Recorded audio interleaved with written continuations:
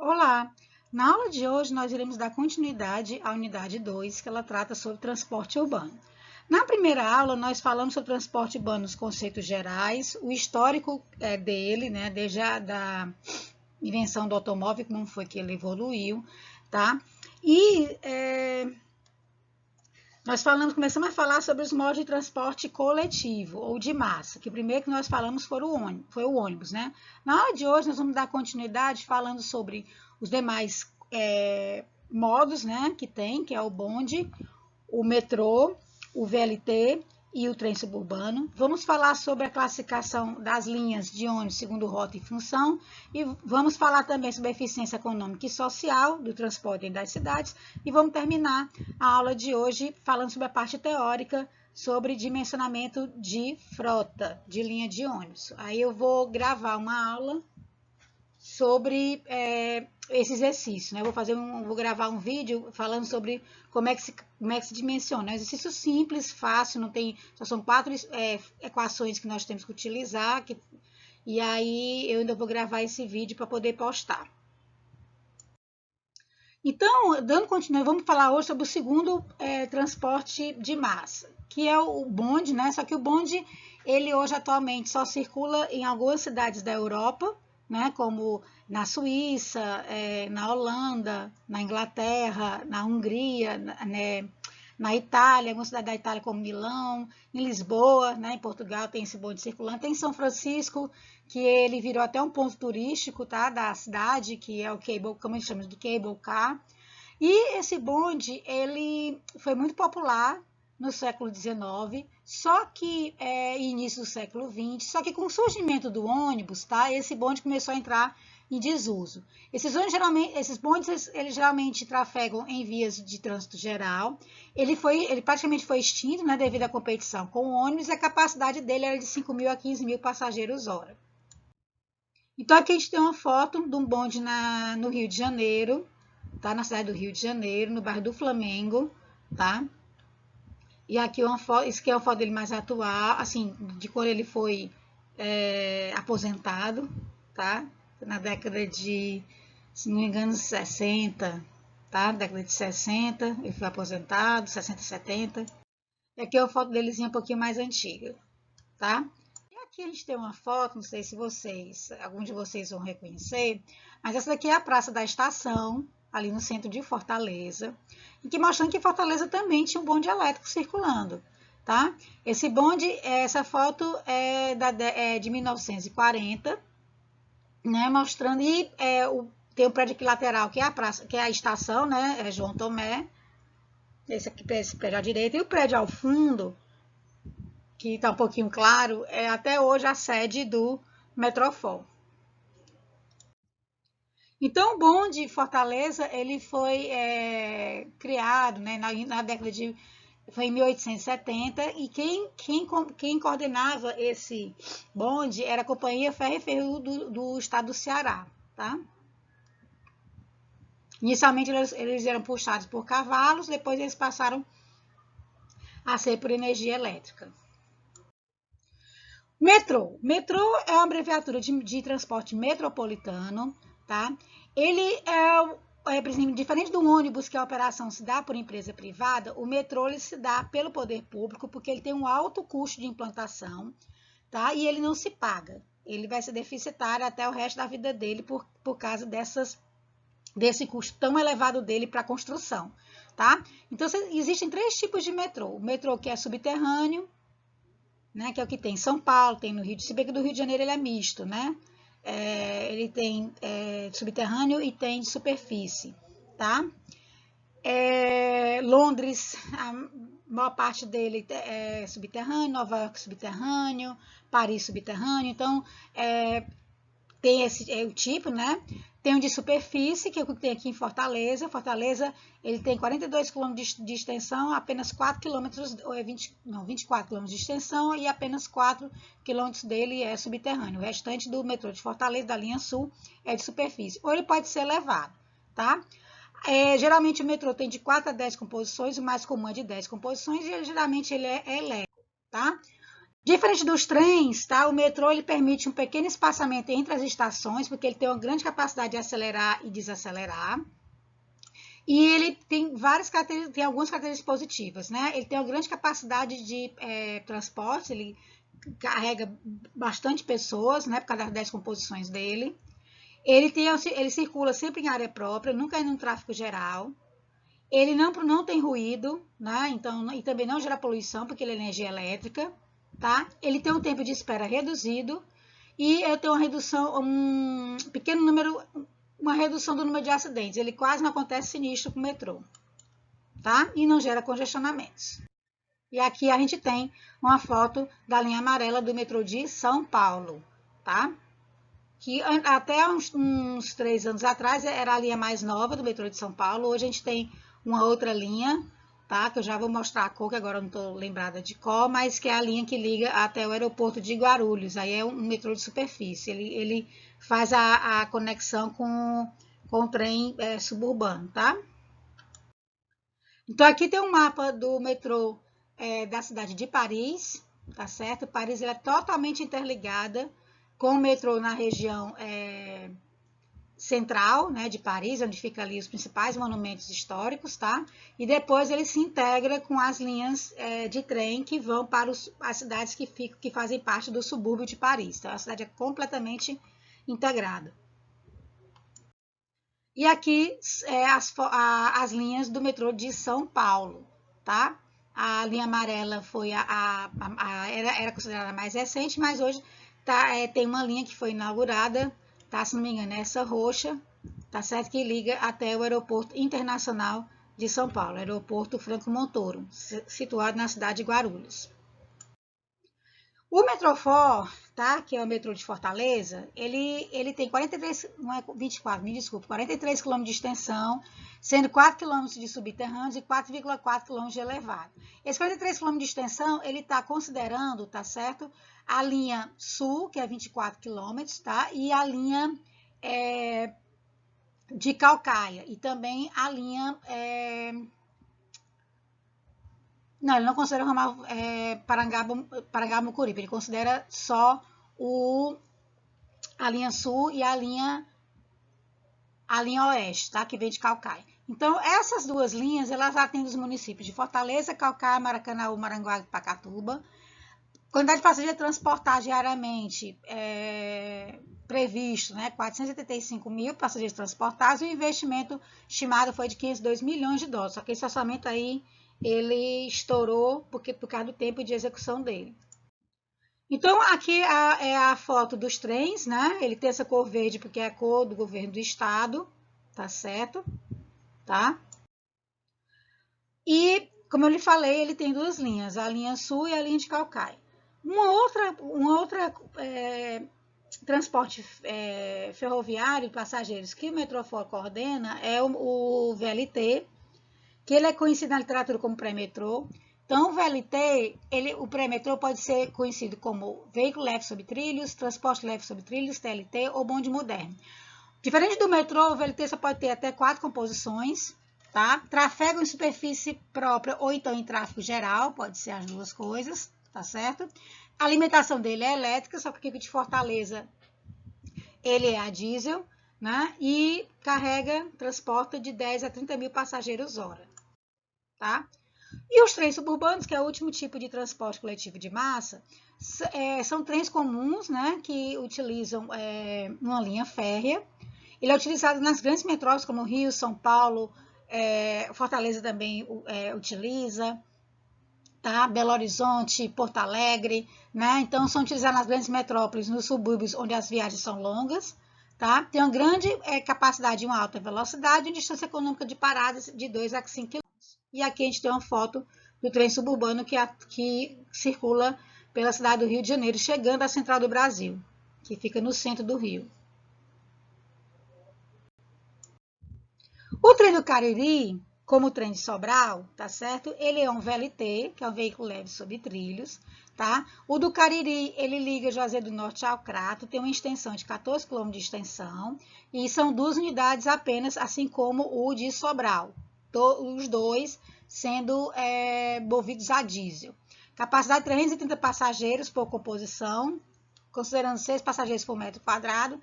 Velocidade máxima de 60 km por hora, só que ele não chega a 60 km por hora porque foi aproveitado a linha férrea de carga, então ele só chega a 40.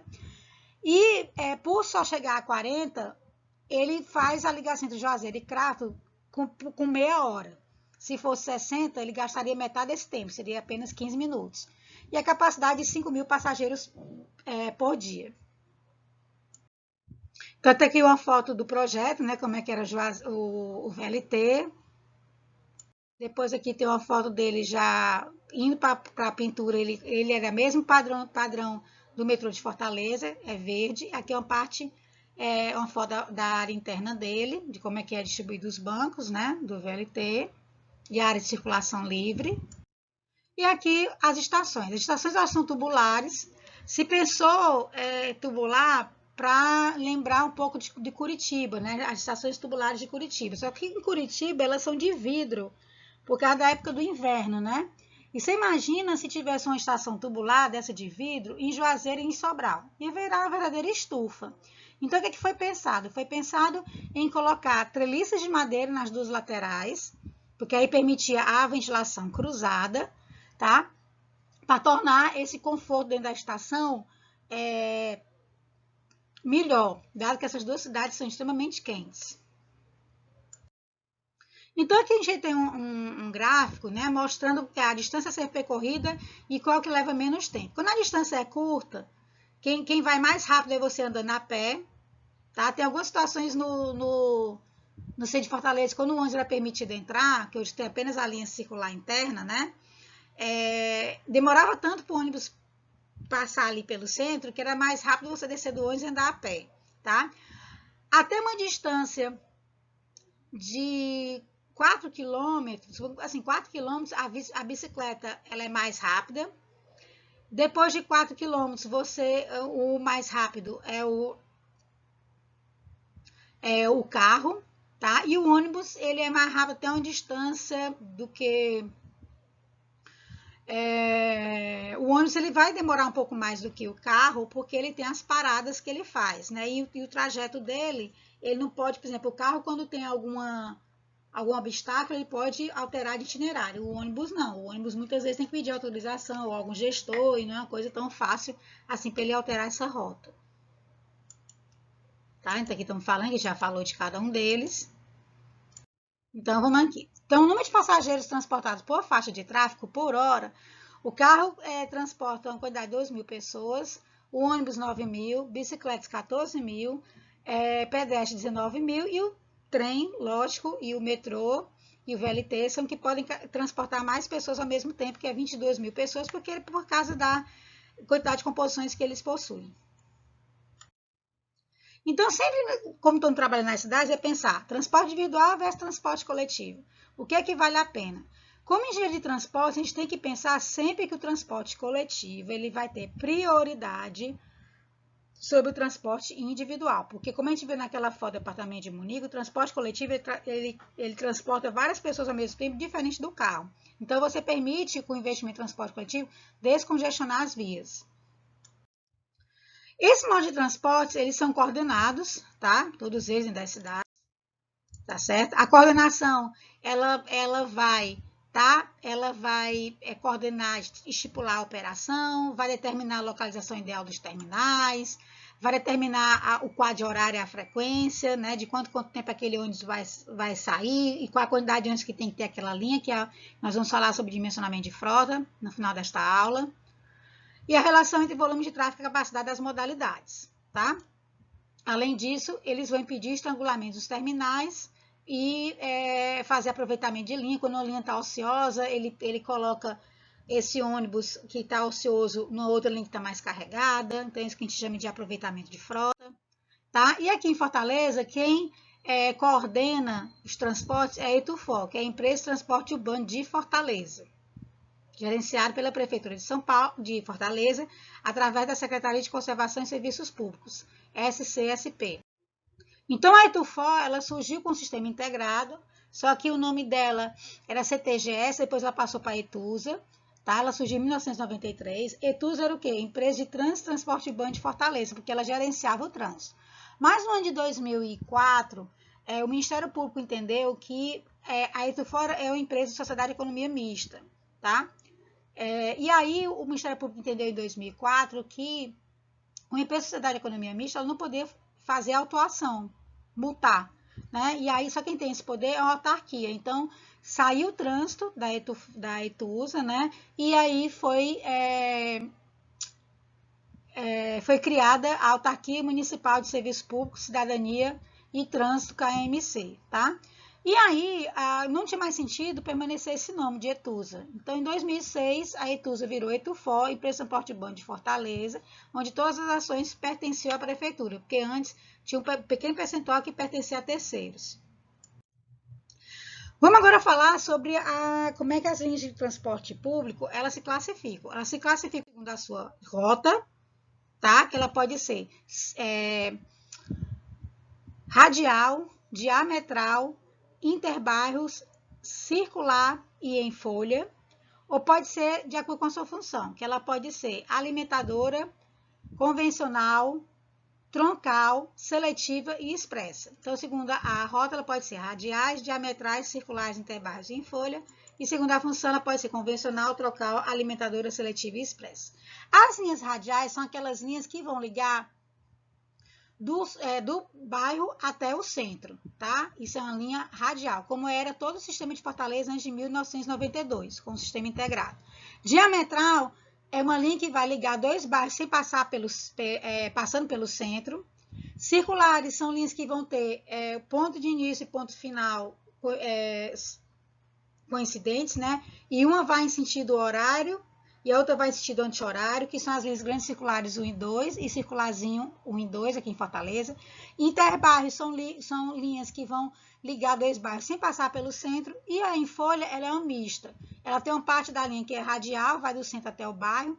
Do bairro A ao bairro B ela vai de forma semicircular e ela volta do bairro B até o centro de forma radial, tá?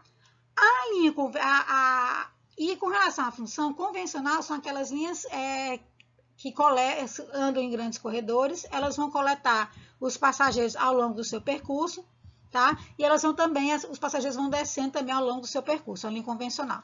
Uma linha troncal, ela também anda num grande corredor, tá? Como, por exemplo, a Avenida Washington Soares, tá certo? Elas vão coletando os passageiros e descendo os passageiros ao longo dessa linha, só que geralmente elas ligam dois terminais, tá? Como, por exemplo, liga no terminal Siqueira-Papicu. Linha alimentadora é uma linha que vai vai pegar o passageiro no bairro e vai levar até um terminal, isso é uma linha alimentadora. Uma linha seletiva é uma linha que ela circula com tarifas diferenciadas, os passageiros só podem andar sentados, né? E um serviço desse, e ela tem um preço para o passageiro só andar sentado, não ter passageiro em pé, e, por exemplo, tem ar-condicionado, tem outros tipos de níveis de conforto para o usuário, ela tem uma tarifa diferenciada, tá? E aí é o que são as linhas do Top Bus, tá? A linha Intershoppings e a linha ali do Caça e Pesca. Só que ele disse, assim, professora, mas ela cobra o 3,60, a linha do Top Bus. Sim, ela cobra o 3,60, mas ela não aceita meia, né? O estudante vai pagar inteira, ele não vai poder pagar meia. Tá? Então, ele tem essa diferenciação de tarifa. E a linha expressa é aquela linha que ela não para, né? Ela não tem nenhum tipo de parada obrigatória. Que artifício é esse linha expressa? Por exemplo, de manhã a gente tem uma linha aqui no sistema de Fortaleza, que é a Siqueira-Papicu. Tá? Então, a Siqueira-Papicu, de manhãzinha cedo, no horário do pico, ela sai do terminal do Siqueira, tá? Aí ela vai de forma convencional, tá certo? Pegando os passageiros ao longo do trajeto dela, do percurso dela, e os passageiros vão descendo. E ela volta de porta fechada e expressa, sem pegar passageiro nenhum, tá? Do Papicu até o Siqueira, para dar mais uma viagem no horário de pico, tá? Então, essas são os conceitos de cada uma dessas linhas, segundo o Rota. Então, aqui eu vou passando o que ele está falando, a radial, diametral, bairro, circular, em folha. E aqui a gente tem um desenho para mostrar essas linhas. Ó. A linha que vai do bairro até o centro, essa linha verde é a radial. Aqui vai ligar o bairro A ao bairro B, passando pelo centro, é a diametral. A linha que liga dois bairros sem passar pelo centro é a interbairro. Essas linhas vermelhas, ó, vai sentido horário, é uma circular, e a outra que vai fazer a volta, ela vai em sentido anti-horário, são as linhas circulares. E as radiais são aquelas que saem do centro para o bairro A de forma radial, do bairro A para o bairro B de forma semicircular e do bairro B até o centro de forma radial, tá? E aqui a gente tem segunda função, já falei, convencional troncal, já expliquei, né? Alimentadora, seletiva e expressa. Então, o Sistema Integrado de Fortaleza, ele foi criado dessa forma em 1992, porque antes Fortaleza tinha 3 classes tarifárias.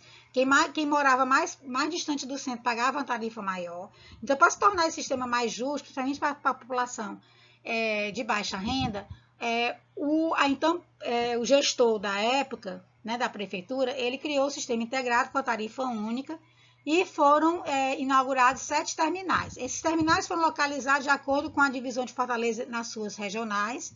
Então, nós temos 7 terminais fechados e 2 abertos, em que 2 abertos apenas um funciona.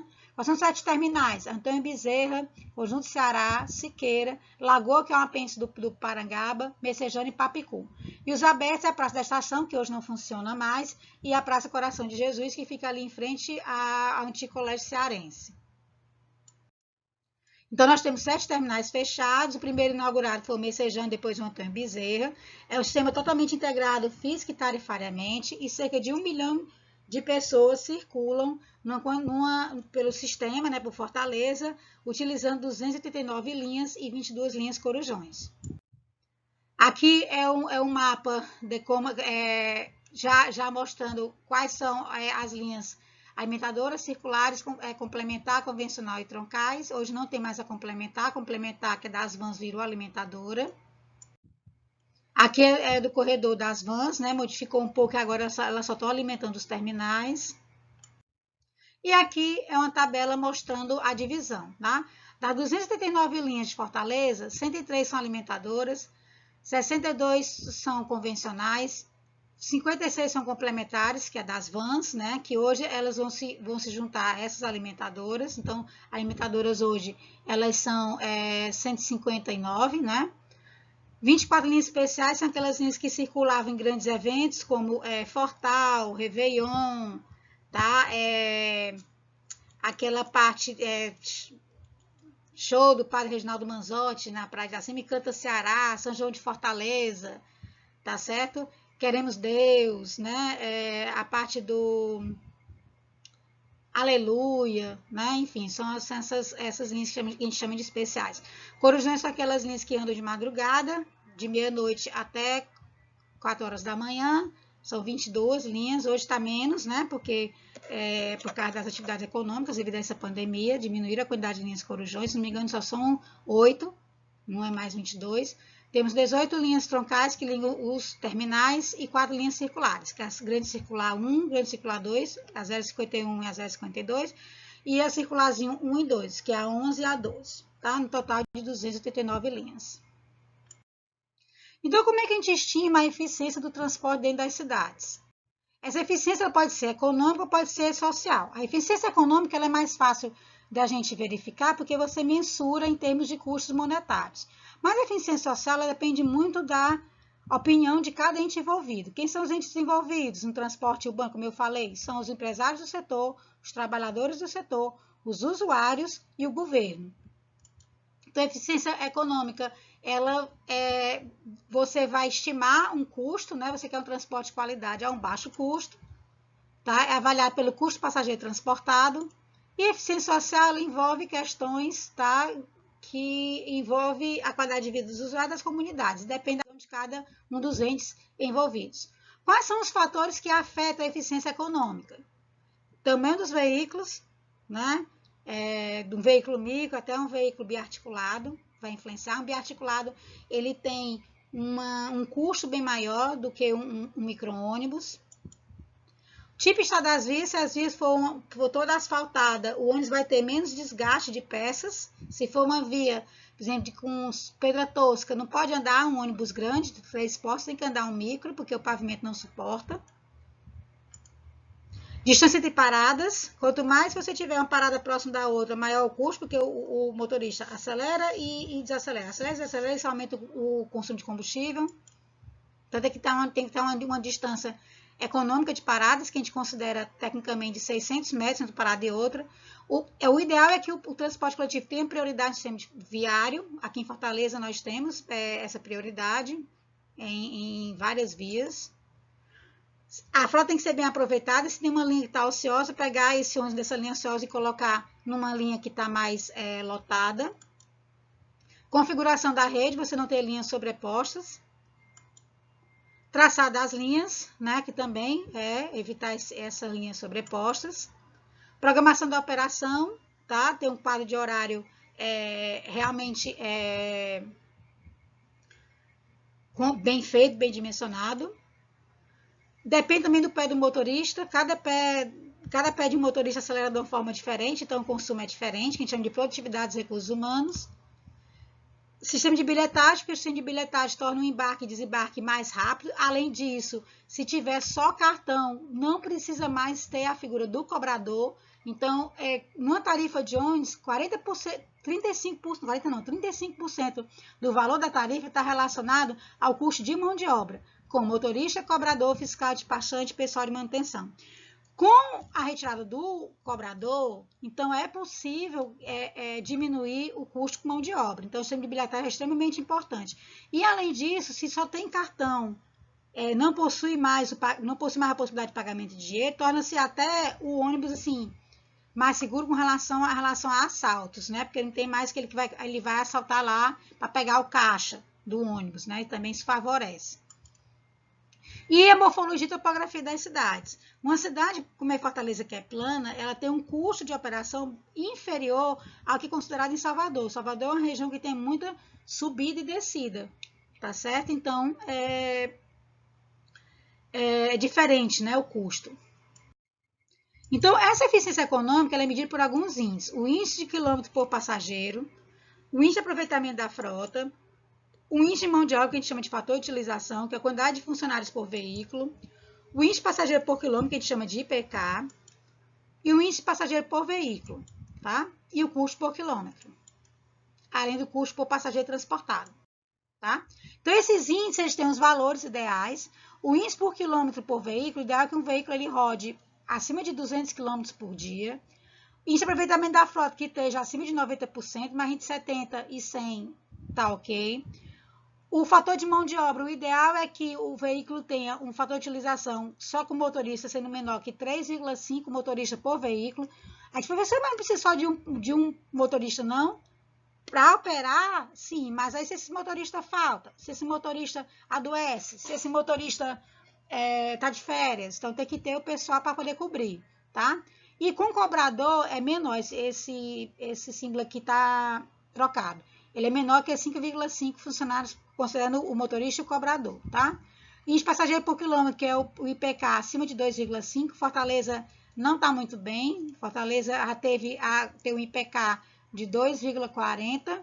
Hoje ele tem um IPK de 1,86, né? Então tá baixo.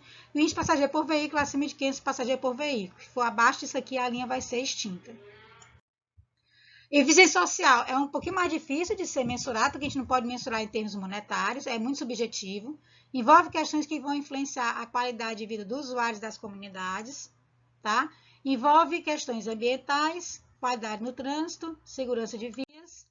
E o transporte coletivo urbano, ele envolve a análise do ponto de vista dos usuários, dos trabalhadores do setor, dos empresários do setor e do governo. E o transporte coletivo, ele vai impactar na qualidade de vida da população e no meio ambiente da cidade. Então, quais são os fatores que são considerados, tá, quando a gente vai avaliar avaliar socialmente uma linha, né, para ter a eficiência social?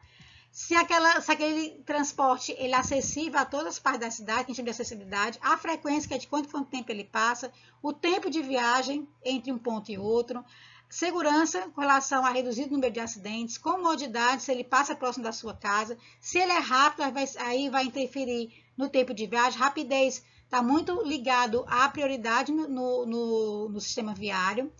Está das vias, não é muito esburacada. A qualidade do ônibus, né? Tem ar-condicionado, se ele tem assento com estofado, piso baixo.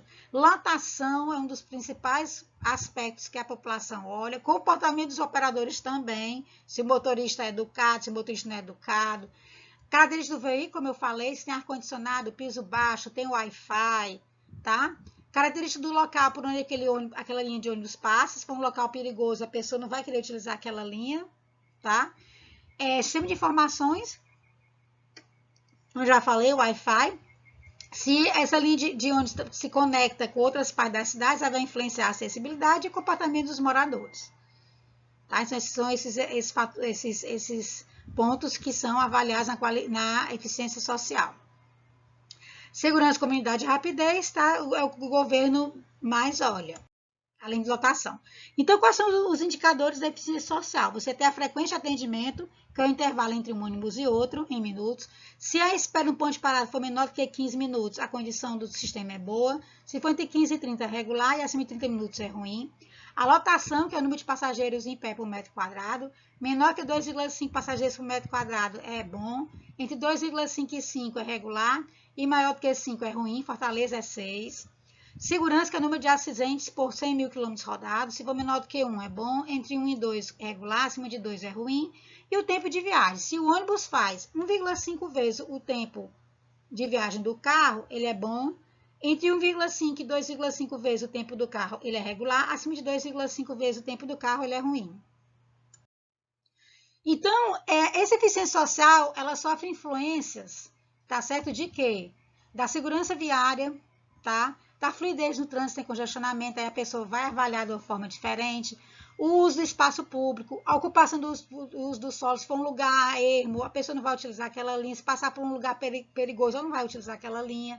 A eficiência da infraestrutura pública, alocação de recursos públicos, geração de emprego, vai influenciar, né? A aparência da cidade também influencia na avaliação, tá? Como assim? Se uma linha de ônibus passa por meio de uma favela, como tem, por exemplo, umas linhas que passam ali pela linha amarela, que ela corta a Cidade de Deus, ou o Complexo do Alemão, é muito ruim, né? Você vê aquela favela. Diferente se você pegar uma linha que vai pela o Aterro, vai pela Praia de Copacabana, vai para o Leblon, né? Para poder ir para a Barra da Tijuca. Então, a aparência da cidade, a pessoa nem nota o tempo que está dentro do ônibus, por causa daquela paisagem linda que tem da zona sul do Rio de Janeiro. Para dar um exemplo, tá? Meio ambiente e a poluição do ar, sonora, visual, são também, a eficiência social também recebe influência dessas questões. Então, a demanda pela classe social de Fortaleza, a gente tem 5 classes sociais. A classe social mais abastada, que é a A, representa 44,8% da população e desses 4,8%, apenas 2,6% utiliza o ônibus. A classe B representa 14,6% da população, desses 14,6%, 20,5% utiliza o ônibus. A classe C, que é a classe média, a classe B e C, a classe média, é 31,2%, 61,8% utiliza o ônibus. A classe D, 36,9% da população de Fortaleza, desses 36,9%, 13,9% utiliza o ônibus. E a classe E, que é aquela baixa linha de pobreza, representa 12,5% da população de Fortaleza e apenas 1,2% tem acesso ao transporte coletivo. Tá? Então, o que a gente nota é que a classe média que utiliza mais, sendo que boa parte desses usuários da classe média são estudantes. Então, como é que nós dimensionamos uma frota de ônibus? Tá? A frota de ônibus ela é dimensionada considerando alguns fatores. A gente considera a capacidade do veículo, que a gente vai representar pela letra P, pela letra C. A gente considera a demanda, tá, de passageiro, que vai representar pela letra P. A gente vai, através desses dois valores, da demanda e a capacidade do veículo, nós vamos calcular o número de viagens que deve ser realizado no período de 1 hora, que a gente chama de Q, que é o fluxo de viagens. Depois a gente tem que determinar a frequência de quanto tempo aquele ônibus vai passar no período de 1 hora. Então, a gente vai pegar, 1 hora tem 60 minutos e vamos dividir pela quantidade de viagens que tem que ser feitas, pelo Q. Vamos determinar o tempo de ciclo da linha. O tempo de ciclo da linha é a extensão dividir pela velocidade comercial naquele horário. E a frota vai ser o tempo de ciclo da linha dividido pelo headway, que é a frequência. Então, para dimensionar a demanda de passageiros, a gente tem que considerar o ponto mais crítico, onde a gente vai ter uma lotação máxima, que a gente chama que a gente vai chamar de seção crítica. A seção crítica é quando ela está, por exemplo, no início da manhã, ela sai do bairro e está chegando no centro, onde tem a seção crítica, e do retorno é do centro até o bairro, então o centro também é a parte da seção crítica. Tá? Então, onde você vai ter a maior lotação. Tá? E geralmente essa lotação maior no horário de pico, ela acontece de manhã, ela acontece entre 6 horas da manhã até 8h30 da manhã, sendo que de 7 às 8 é a hora, 7 às 8 da manhã é o horário mais crítico. E no pico da tarde, é de 4 horas da tarde até 7 horas da noite, sendo que de 6 a 7 horas da noite é onde a gente tem também o período mais cheio, né? A lotação mais cheia. Então, você tem que conhecer a demanda de passageiros na seção crítica, a capacidade do veículo, o tempo de ciclo da linha e vai conhecer, com essas informações, o fluxo de viagens, a frequência, que é o intervalo, que é o headway, e a frota. Então, o fluxo de viagens é a demanda de passageiros dividido pela capacidade do veículo. A frequência, né, que é o headway, 1 hora tem 60 minutos, eu vou dividir pela quantidade de viagens que tem que ser feitas no período de 1 hora.